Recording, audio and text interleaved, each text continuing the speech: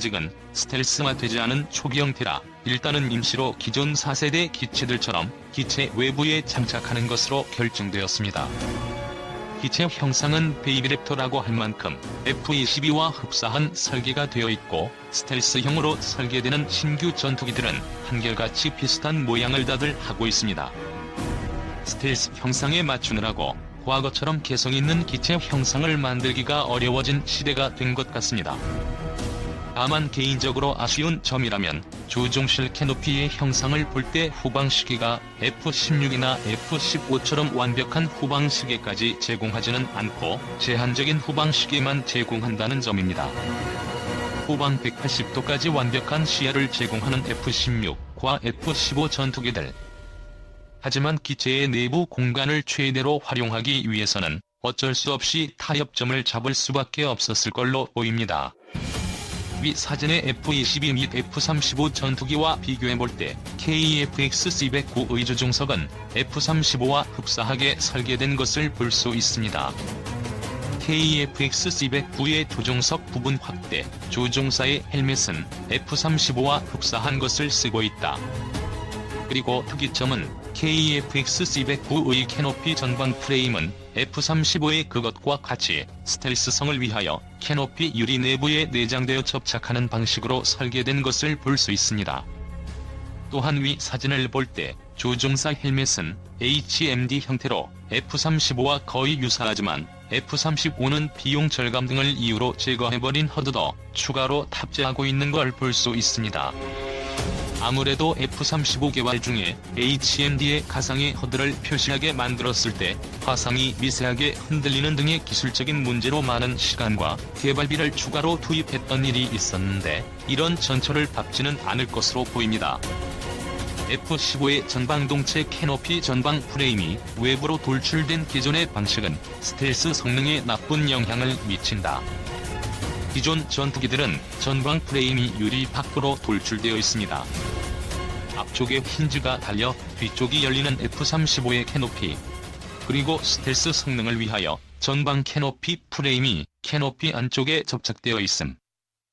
그리고 KF-X의 캐노피가 열리는 방향이 아마도 F-35의 방향과 비슷한 게 개인적으로는 더 멋있을 것 같기는 하지만 조종석 사출 시에 F-35 계열의 경우에는 F-35B STOV-1 기체가 지상이나 항모에 근접 시에 사고가 날 경우 매우 빠르게 탈출해야 할 필요가 있어서 조종석 유리에 도폭선을 장착하고 그것을 폭파시켜서 유리를 깬 후에 조종석을 사출하는 방법을 사용합니다.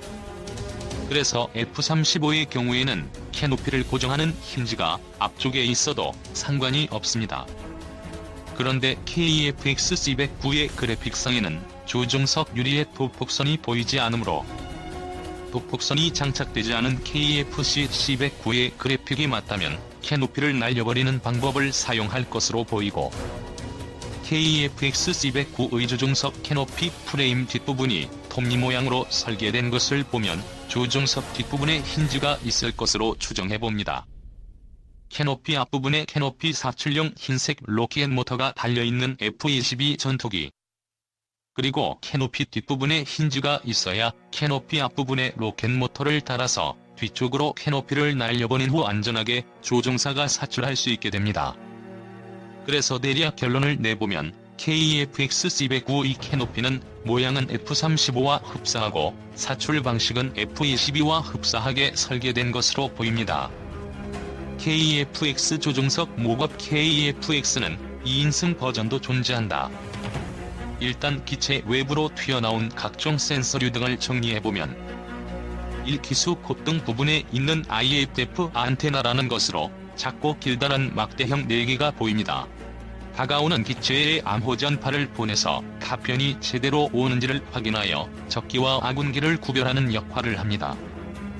이 콧등 부분에 여드름이라고 흔히 칭해지는 작은 동그란 돌출물이 있는데 IRST라고 해서 적외선 탐색 추적기입니다. 이 장비는 극심한 전자파 방해 상황 등에서 원거리의 적기를 적외선을 사용하여 탐지하고 추적할 수 있는 보조적 추적 장비입니다. 특히나 적기가 스텔스기일 때 적외선 추적 기능이 더 유용하여 최신의 기체들에게는 거의 다 기본 옵션으로 달려가는 추세입니다. 이 장비도 국산으로 개발됩니다. 기존 국산화되어 있는 ARQ200K CM4드, 한국 공군의 F-16 전투기 등에 탑재되어 있다. 3. 정면에서 봤을 때 왼쪽 공기 흡입구 아래에 동그란 감시 카메라처럼 튀어나온 물체가 있는데 이것은 내장형 전자전 장비 즉 ECM 장비의 안테나입니다. 원래는 기체 외부에 포드 형태로 장착하곤 했으나 최근의 전투기에는 기본적으로 내장되는 추세라서 포드는 내장하고 안테나만 외부로 튀어나온 모양을 하고 있습니다. 이 장비도 국산으로 개발되는데 기존 국산화 개발되어 있는 ARQ200K의 업그레이드 장비를 기체 내부에 장착하는 형식으로 다시 패키징하여 사용됩니다. 4. 그리고 수평미익의 끝부분 통째가 뾰족하게 튀어나온 부분에 동그란 페어링이 좌우 각각 한 군데씩 있는데요. 이것도 ECM 안테나입니다. ECM 장비는 적이나 적이 지상 레이더의 신호를 분석하여 역으로 교란 신호를 보냄으로써 적이 레이더를 교란하여 생존성을 높이는 장비입니다. 3번의 시스템과 한 세트로 볼 수 있습니다. 5. 주날개 양쪽 끝에 조그만 막대기처럼 전으로 튀어나온 것은 레이더 워닝 리시버 RWR 안테나입니다. 적기의 레이더 신호를 분석하여 아군기가 추적받고 있다는 경고를 조종사에게 알려주게 됩니다. 6. 기체 전면 사진에서 오른쪽 공기 흡입구 우측에 붙어있는 보드는 한법 보드인데 이 보드에는 지형 추적 레이더와 지형 추적용 적외선 카메라가 장착되어 있어서 지상에서 수십 미터의 고도를 유지하면서 적진을 포복하듯이 초저공 비행이 가능하도록 해주는 장비입니다. 최근에는 기체의 레이더에 이 기능이 통합되는 추세이나 그럴 경우 레이더 개발 비용이 많이 늘어나게 되므로 이렇게 따로 포드를 장착해서 붙이는 것이 오히려 경제적이고 신뢰성이 더 높을 수가 있습니다. 또한 최근에는 견착식 지대공 미사일의 발달로 인하여 저공 비행한다고 안전한 게 아닌 시대가 되어서 저공 비행하여 적진을 침투하는 일이 비교적 적어지고 있어서 해당 장비는 거의 특정 임무 시에만 사용되는 옵션으로 들어가고 있는 추세입니다. 그래서 이 장비는 국산 개발을 하지 않고 기존 항법 포트를 수입하여 사용할 걸로 보입니다. 7. 기체 전면 사진에서 왼쪽 공기 흡입구 좌측에 붙어있는 보드는 타겟팅 포드입니다. 이 포드는 레이저를 발사하여 지상의 목표물과의 정밀한 거리를 측정하기도 하고 고해상도 안정화 카메라가 장착되어 있어서 지상의 목표물을 적외선과 광학으로 추적하여라곤 시키면 레이저 조준기가 작동하여 지상의 표적에 레이저를 쏘아줍니다. 그러면 그 레이저를 추적하는 각종 폭탄이나 미사일들을 사용할 수 있게 됩니다. 또 훌륭한 광학 카메라 성능을 활용하여 적기의 사진을 찍어서 피하 식별 및 정찰을 하기도 한다고 합니다. 엄청나게 정밀한 장비로서 이 포드 한 개의 가격만 수십억 원대에 이릅니다.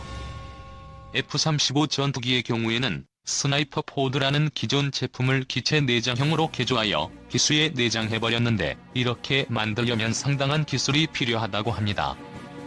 KEFX에서는 일단 국산 타겟팅 포드를 개발하여 외장으로 장착하는 선에서 타협을 받습니다. KEFX C109의 등 부분의 원형 및 직사각형 평면 패치 안테나로 예상되는 부분. 팔 기수 아래에 위치한 두 개의 작은 안테나는 링크 16 데이터 링크 안테나입니다. 이 안테나를 통하여 아군의 각종 군함, 전투기, 차량, 지휘소, 조기 경보기 등이 서로 정보를 주고받게 됩니다. 이때 전파를 사용하므로 아군의 위치가 적군에게 발각될 확률이 존재합니다. 물론 F-35나 F-22 같은 본격적인 스텔스기들의 경우 스텔스화된 정보교환 수단을 가지고 있을 것이나 이것은 수출하지도 않고 기술도 공개하지 않는 해당 기종들의 비밀일 것으로 추정됩니다. 그러므로 그런 기술을 KEFX에 활용하는 것은 거의 불가능할 것이므로 일단 표준적인 링크 16 계열 장비와 안테나를 장착하는 것으로 보입니다. FA-18이 호넷의 기수와 등 부분에 장착된 통신용 안테나들 스텔스성을 저해한다. 그런데 링크 16 안테나와 IFF 및 ECM 안테나를 제외한 기타 조종사 음성 통신용 안테나 및 GPS 안테나들은 KEFX의 그래픽에 보이지 않는데 아마도 해당 안테나들은 이미 국산화 연구 개발이 끝나서 KEFX의 평면 형태로 기체 표면에 장착할 수준에 도달한 것으로 보입니다. 그리고 기존 초기 설계안에서는 주날개의 에일러론, 구동면이 좌우 날개에 각각 1개씩으로 F-16 전투기와 같은 간략화된 플랫폼 형식으로 되어 있었는데, 10-9에서는 에일러론이 안쪽과 바깥쪽으로 구분되어 있고, 바깥쪽 에일러론을 구동하는 구동기가 위 사진의 붉은색 원 부분의 형상으로 장착되어 있습니다. 간략화된 F-16 전투기의 플랫폼 구조.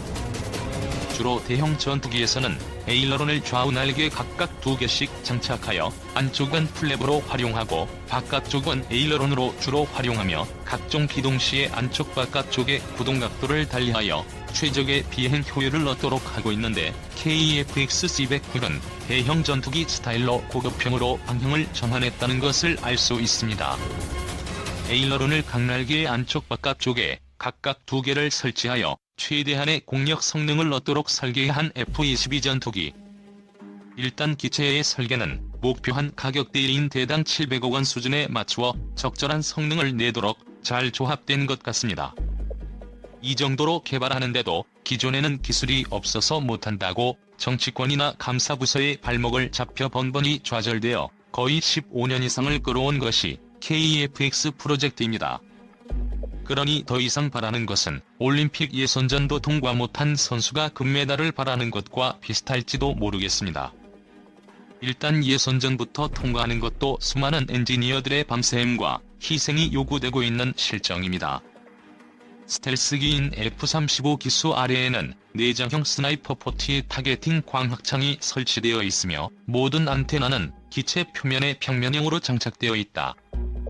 차후 새로운 블럭의 개량형 KEFX를 설계할 때는 각종 전자전 장비의 안테나를 기체 표면에 스텔스 형태로 평면 장착하는 기술을 활용하여 스텔스성을 높이고, 타겟팅 포트와 항법 보드를 기체 내장형으로 개량하고 기체 하부에 장착되는 공대공 미사일을 내부 무장창을 신설하여 기체 내장형으로 만들 것으로 기대하고 있습니다.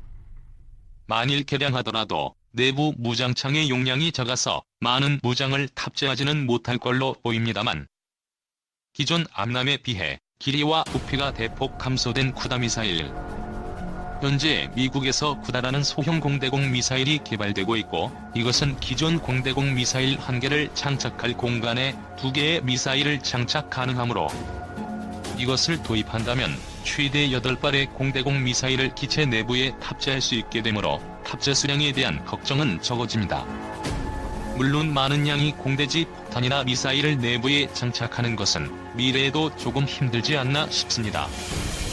만일 내부 무장창에 공대지 폭탄을 장착한다면 비교적 작은 사이즈의 500파운드에서 1000파운드급 폭탄 2발 정도의 쿠다 공대공 미사일 4발 정도 탑재할 수 있을 것으로 개인적으로 추정해봅니다. 물론 우리나라에는 이미 F-35가 도입 중이므로 스텔스 침투 공격 임무에는 F-35를 사용하면 될 걸로 보이고, KEFX는 F-35의 보조적인 임무나 주로 공대공 임무에 투입될 걸로 보입니다.